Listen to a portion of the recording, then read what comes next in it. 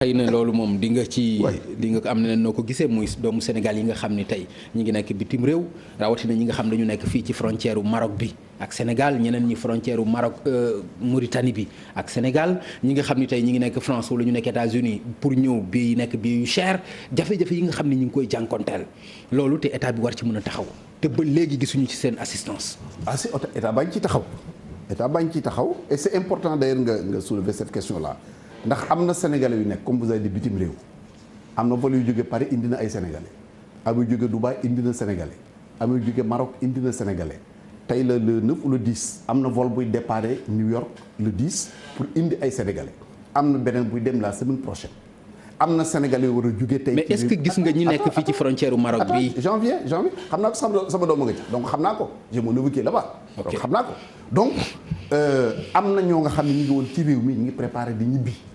par exemple ñi dem Italie occasion la d'ailleurs pour que véritablement je pense que loolu ñëpp danañ ci d'accord féliciter attitude bi président jël pour sénégalais yi nga xam dañu war a dellu Italie parce que li xew Italie mooy tey gouvernement italien disposé na pour jox leen ay këyit sénégalais yi nga xam ne am nañu passeport mu am ñu bëri ñu fa nekk te amuñu d'ailleurs première alerte bi là aussi je rends hommage à la RFM man première alerte bi ma déggee ci l'émission de votre rappeur là nu mu tuddati Olivier. non pas Kals wala non pas Kals l'autre Rastaman bi j'oublie ça qu'est-ce que ma prend su ma déggee dina ma rey ci moom laa jëkk a dégg mu invité di wax ak benn sénégalais mu nekk en Italie mu koy wax ni gouvernement Sénégal nañu dimbali parce que aujourd'hui am nañu possibilité ñu régulariser tous les sénégalais yi nga xam ni amuñu ay kayit te ña nga fa amuñu ñu am problème passeport le président a instruit le ministre de l'Intérieur et le ministre des Affaires étrangères ñu yóbbu 2 équipes mobiles benn bi nekk Rome beneen bi nekk Naples pour ñu defal leen rapidement des passeports pour leur permettre ñu mën leen régulariser muy benn ñaareel ba état bi jël ay dispositions avec Air Sénégal pour que sénégalais yi nekk Italie war a dellu. waaw mais ak ay jafe-jafe ak Air Sénégal loolu moom gis nga ko quand même. nga ni ma ne ak ay jafe-jafe ak Air Sénégal. da nga ciy gis ñoo xam ni d'abord mën nañu am seen billet mais pour ñu embarquer mu nekk jafe-jafe. problème yi nga xam yëpp ñu ngi ko ciy jànkuwanteel mais loolu bu ñu def amalgame. waaw xam nga li tax question bi importante tey dégg naa sax ay sénégalais yu ci doon wax. ah bon oui dégg naa ay sénégalais yu ci doon wax ak propos yu ñu ci tenir man su ma déggee dara bala ma ciy wax damay dem ba ci source ba am ci lu mu wóor ma sax koy wax. parce que nee na Air Sénégal mi ngi fayeeku bii 1000 euros Dakar Italie Dakar Rome. ñenn ñu trouvé ni c'est cher. mais dafa am leneen lu ci am boo demee ba ci aéroport am na sénégalais yoo au lieu de 1000 euros yi Air Sénégal di fay am na ñu fay 1200 euros. am ñu fay 1500 euros. Wow, okay. Donc tey état bi dafa am obligation ubbi une enquête sur cette affaire là pour ñu xam intermédiaires yi ci nekk ba capter les 200 à 500 euros par sénégalais ñu xam ñan la ak pourquoi ils l'ont fait. loolu c'est important. Je termine sur une question. billet bi bu chéré nekk ñu pour défendre Air Sénégal mais il y a une question de logique dégg naa sax ku doon wax naan état bi defu ci dara ñoom ñoo ko négocier mais est-ce que un particulier ci contexte bi ñu nekk. mën na négocier ba gouvernement italien autoriser Air Sénégal mu atterrir au Sénégal c'est pas possible donc état du Sénégal ministère des Affaires étrangères ministère des Sénégal de l'extérieur ñoo jël dossier bi en main. Maintenant su fekkee ni Air Sénégal day envoyé benn avion boo nga xam ni 160 personnes la war a jël les Italiens exigent que ñu respecter la différenciation sociale. Donc au lieu de 80 au lieu de 160. 80 lay jël. avion bi nga xam ne dafa waroon jaay par exemple le billet à 200 000 francs pour joxe un exemple def 160 personnes yóbbu leen. bu ko jaayee bu yóbbu 80 personnes. ensuite buy dellu si taux de remplissage am 7% lay doon il est quand même normal que billet boobu. mën a am yu mu yokku loolu vraiment nit war na ko mën a comprendre. Maintenant li ma mën a demander au gouvernement du Sénégal et je le dis à haute voix. na gouvernement bi def effort ba nga xam différence bi am ci billet normal bi ak billet bi Air Sénégal di appliqué léegi gouvernement du Sénégal mën ko jël fay ko. ma ne Pape Ngagne bu doon ni da nga war a fay. 1 million.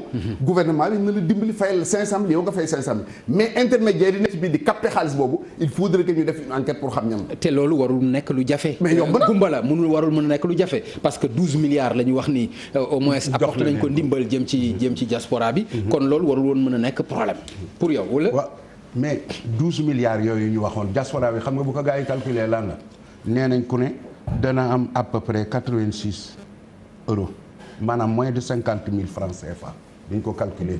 ñan ñoo ko calculer. immigré yi nekk ci àll non moo ko calculé. bàyyi li ngay wax. mais écoute gars yi mënuñoo de yow xam nga yan gaa non mais sëñ Mbacke bàyyi ko nag itam.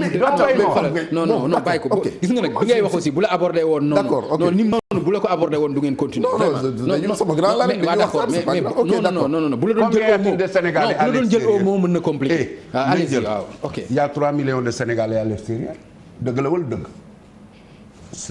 Pape Ngagne dëgg la wala dëgg à peu près. tout à fait on a estimé ça. tout à fait divisé ko par 12 milliards. divisé ko. il y a 3 millions de Sénégalais à l'extérieur. c'est ça ton raisonnement. waaw.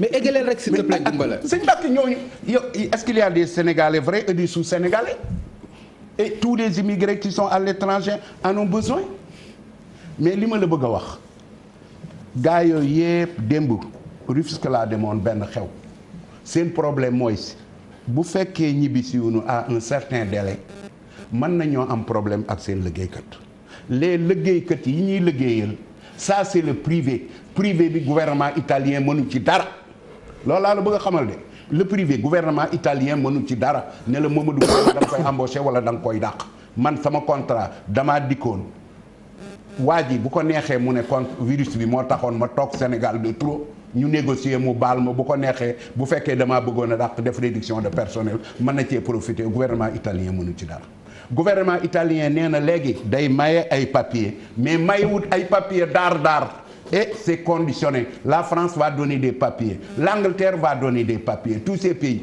parce que coronavirus bi da leen secouer ci affaire ñu bari ñii dee nañ ñu ci bari aussi am nañ ay problèmes de santé et consort loolu moo tax ñu ne dañuy maye këyit waaye fi ñuy maye këyit di la ko wax ak fi ñu lay joxe këyit wi yombut ndax ku am carte de séjour fi ngay déposer sa carte de séjour ak fi ngay jot sa carte de séjour si tu es régulier et tu es dans un pays européen ça te fait au moins 2 mois lii ma lay wax dama koo vivre xam ko bi ma daataa ñëw fii sama benn xaritu Mbàkke laa téléphoné en direct de l'Italie dafa demoon yëf ya téye ko fa gis nga loolu gouvernement italien di wax Italie fii mu ne déconfiné nañ à 100% tekkatuñ masque métro bi respecté tuñ ko defatuñ ko dara xañ nag distanciation bi bu ñu ko defee ci avion bi c'est vrai que place yi mu daa jël duutu ko jël mais gouvernement bi loolu mooy liggéeyam quand les gens sont en difficulté le gouvernement doit voler à leur secours trouver les moyens de le faire les immigrés daal sont là ils ont tous les problèmes du monde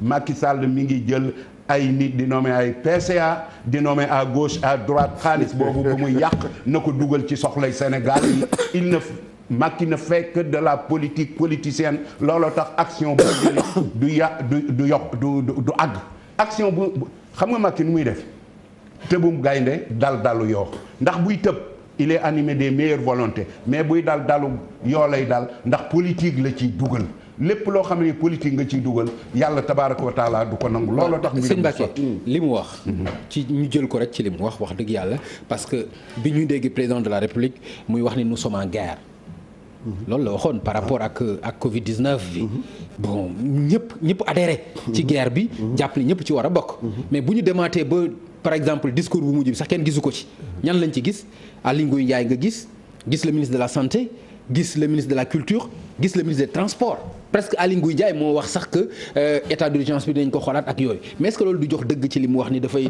ni muy tëbee ak ni muy daanoo dafay wuute. waaw xam nga comme grand bi ni ma koy waxee rek moom day. kokaalaan waaw lu mu for rek def ci pañ bi day dem ba yow dafa la yóbbaale ci débat boobu.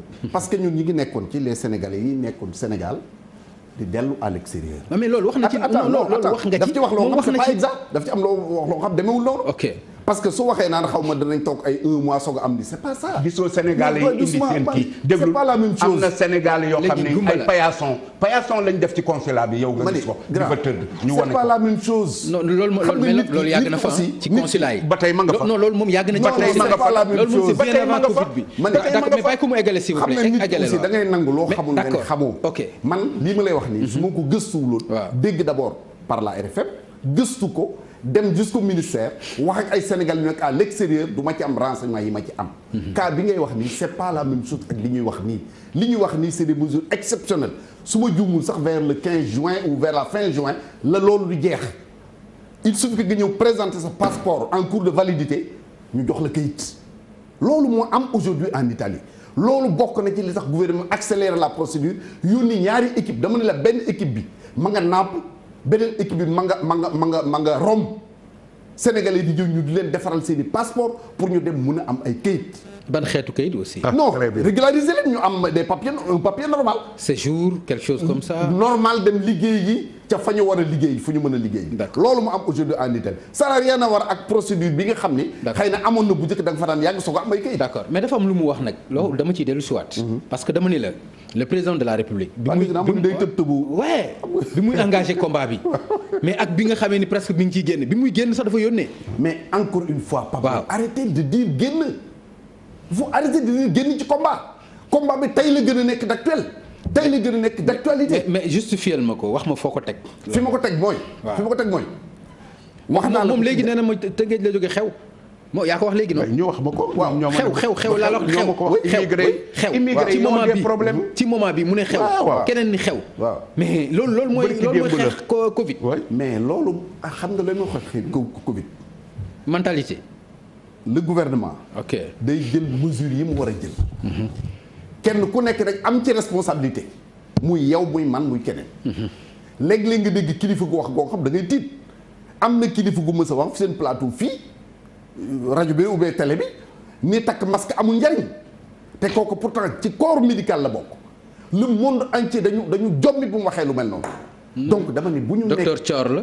waaw bu ñu nekkee ci période xam nga loolu spécial yëpp dans le monde kenn àndu ci woon ak moom kenn ku ci ànd. je pense pour bu fekkee dama juum aussi je pense que moom la. waaw bu dul moom aussi ma baal ma docteur Thior du dëgg. donc lu mel noonu je pense que bokkul ci liy defar ñun suñu rôle. nekkul toog ci plateau man waxuma ak moom mii xëy na ñun ñoo discuter mais li ñuy wax njariñ li Sénégalais ñoo ko war a ñoo ko war a bénéficier wu. c'est pas pour wax naa kii lii ou bien kii wax na ma lii wax naa ko lu ma naqari ou bien wax non c'est pas ça.